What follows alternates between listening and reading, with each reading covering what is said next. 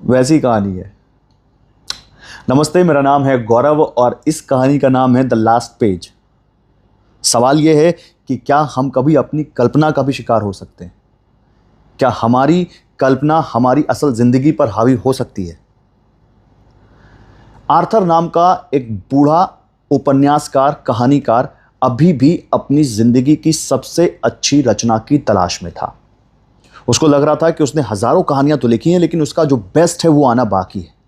और क्योंकि उसके पास समय ज़्यादा नहीं था, उसको मालूम था उसकी उम्र बहुत ज़्यादा हो चुकी है, तो उसने कहा कि अब मेरी ये अंतिम कहानी होगी और मैं इसको लिख के रहूँगा। वो बैठा लिखने। वो अपने घर में जब कहानी लिख रहा था तो उसको कुछ एहसास हुआ।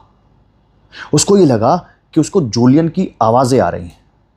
जूलियन उसकी कहानी का मुख्य किरदार था, जो कि एक जासूस था और एक सीरियल किलर को पकड़ रहा था।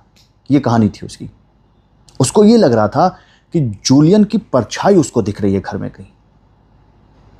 एक दिन तो उसने अपनी डायरी में लिखा कि जूलियन ने उससे कहा कि जूलियन उसकी कहानी का किरदार नहीं है, बल्कि वो जूलियन की कहानी का किरदार है और वो उसको मार देगा।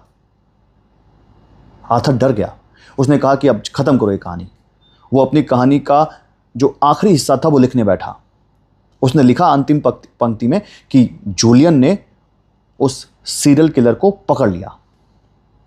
कहानी खत्म। लेकिन आर्थर ने जब अपनी कहानी पढ़ी और आखिरी पन्ना पढ़ा तो वो डर से कांप गया। उस आखिरी लाइन में उसने लिखा था कि जूलियन ने सीरियल किलर को पकड़ लिया और वो एक बूढ़ा लेखक था। कहानी खत्म। कौन था आर्थर? क्या आर्थर वाकई में एक सीरियल किलर था, या आर्थर अपनी ही कहानी का, अपनी ही कल्पना का शिकार हो गया? आप बताइए।